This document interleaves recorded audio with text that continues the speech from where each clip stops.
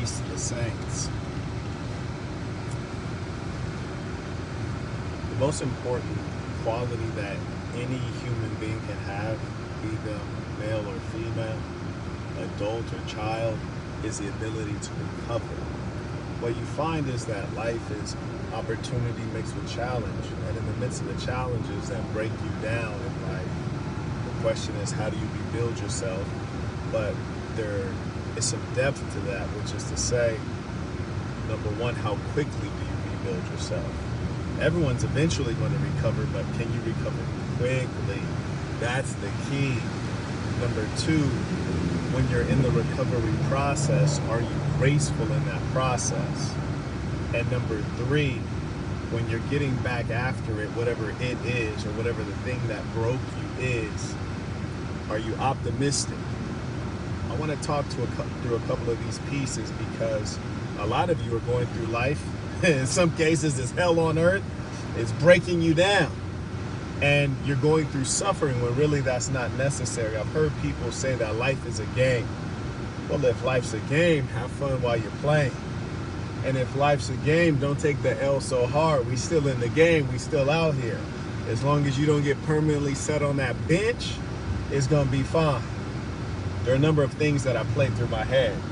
There's this one great old school song. It says, ooh, child, things are gonna get easier. Have you heard that before? No. That must be some black people stuff right there.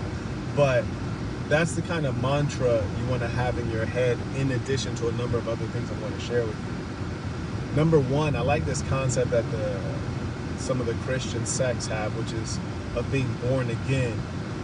How fast can you be born again after life crushes you, breaks you into a million pieces, whether it's them shattering your heart or your hopes, your ambitions, whether you, for some reason, feel like you're without purpose, you've lost a loved one. In whatever way life is broken you, how quickly do you recover and get back at it? Thank you for the support, Jalen. Shout out to Jalen supporting the work. You did. I want to talk about this because, just like you, I don't like to say losses because it sounds finite, and it's never final unless you die.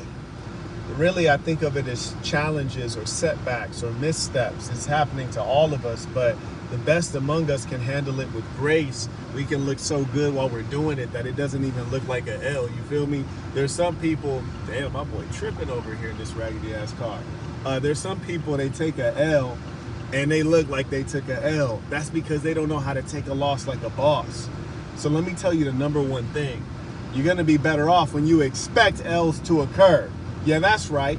You in the game of boxing, you gonna get punched in the mouth every now and then. And when you expect that, you know how to smile with bloody teeth. Huh? That's number one. Expectation. So there you go, tip for a mindset. Number two is, once you get broken down by life, a lot of people spend too much time weeping over what happened. Oh, it's sad and I'm mad. When really they should be spending time, a short amount of time, doing an assessment. What went wrong? What were my errors? My errors. Taking responsibility. Greatest challenge. Most of us don't want to do that. We want to blame our wife, our girlfriend, our loved ones, our mother, our father, our upbringing, the circumstances, the macroeconomics, the president, all these different things, and the police are mean to me because I'm black, or whatever your excuse is. They got tons of them. Number one thing you can do is take responsibility, do a brief assessment of what went wrong, and then make every effort not to repeat errors. Create systems for protecting yourself against your errant behaviors, your foolish behaviors. Because if everything went wrong, or whatever went wrong for you, it was your fault. The moment you can start saying, it was my fault, you'd be a better man, you'd be a better woman. That's something very rare. People don't like to do that. Males of today accuse women of not taking accountability. Men don't take accountability either. Let's be real here. So that was piece number two. Now, piece number three, I particularly like this one. I had a lot of great influences in my life that exemplify this one. I don't know if it roots from hubris, arrogance, confidence, pride, what it is. But that ability to say, I'm a bad MF. You hear me? I might be the baddest one out there. There was an entertaining short video that I heard on social media, and an African American gentleman was reflecting on his mother, saying, hey, there's always someone bigger and badder. And then he said, you know what, Mom, that makes sense. But he said, no, on second thought, somebody got to be the baddest. You know, somebody got to be the baddest. And Mom, I'm the baddest. Okay, we have Steve sent support. We have Corey sent support. Shout out to Steve and Corey supporting the work. And it looks like there's some cash apps that came through. Word to Big Bird. And when I say someone has to be the baddest, that's a mentality you must have. And there's nothing wrong with knowing that you're the one. And you can use that mentality and that self-belief and that faith to pick yourself back up and get back after it. And here's the key. You know, when you get back after it, you got to get back after it like you never took a loss and that you're pursuing a victory. That's the difference. That's what being a champion is about. There's a certain feeling, say I like boxing as a metaphor. Boxer A fights Boxer B. Boxer A takes a loss. Then they come for match number 2. It's a rematch. Boxer A shows up confident like he never lost. Shows up ultra confident, talking crazy, talking reckless, like he's ready to win. In fact, like he can't lose. Like he don't even know what losing is about as a concept. That's a beautiful thing. That's how we all should have our preset, is having a psychotic level of self-belief, focus on victory and what you have to do to win. When people take an L, what they're thinking about mostly is the L. If I take an L, what I'm thinking about mostly is somebody owe me a V. Where that victory at? I need that V card. You did? Need that. I'm hyper-focused now. Oh, and by the way, if you failed, that's probably because you weren't focused. Biggest issue in our society, lack of focus. These things are rotting all of our brains. It's programming us, turning us into robots. Silly, dumb, brainless robots. So I say all that to say, generally when you experience failure, it's because you either didn't have the right plan, or you didn't stick to the plan. You didn't have the right plan, or you didn't stick to the plan. If you didn't stick to the plan, that's due to something called lack of focus, which ails many of us. It always has, but it's even worse today. Elias sent tuition that said, who else is providing this kind of value? Peace to the saints. Peace to the saints in a real way, because if you don't address the method of losing, you hear me? See, everyone needs to understand how to win and also how to lose. Not that you would pursue losing, but you have to know how to lose. Just like you need to know how to take a punch.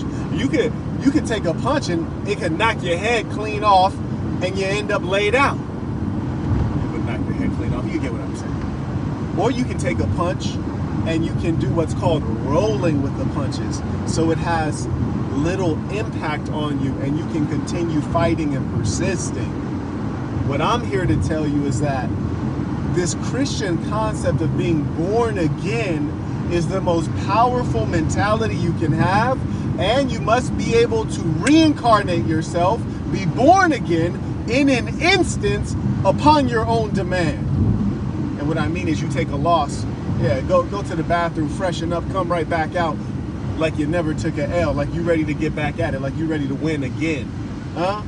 You have a challenge, go home, go to sleep, take a nap, or sleep overnight, whatever you do, and then come back ready to get back at it. And here's the key, get fresh and saucy. You heard me? Put on some smell good. Yeah, get in your zone. Get that playerism going. And then go ahead and get after that victory. Look the part, walk the part, talk the part. But most of all, have the heart. That's the key. You're having the mind and the heart together. You can't allow victory to crush you and let there be nothing left of you. You always have to have a reserve of resilience. You have to go into every fight determined to win, knowing that you'll win, obsessed with winning, but knowing that you won't die because of a loss. Let me address the Cash Apps, PayPals, and so forth. Oh, and by the way, speaking of the drip, Ken Drippy Jr. reporting for duty. Sir, you hear me? This is some high-level playerism. Shout out to Abdi, became a member at patreon.com/the Saint the Sinner. Shout out to EDES. He writes, just cop the black fedora myself. Sometimes you need it in your life. I'm a valet, by the way. Okay, so we should end before we turn there. Oh yeah, by the way, shout out to the ballers. Shout out to Lamar. He writes, keep going, need this. You could be doing anything right now. That's a true story. That is a true story. And shout out to the Lady Saints as well. Had a chance to talk to the Lady Saints last night. And we have a lot of things going within the organization, and over time you will see that the works that I've engaged in private have created many fruits for you and I, for the SAS and for the society. A lot of people don't realize that when you observe someone who's highly skilled, or you observe someone who's... We have double baller alert. Oh, word to Big Bird. Saint Deen, you know who he is. I don't, since he has his initials, I don't want to say Okay. it. I'll share with you afterwards. Okay. He's been to a conference. Okay.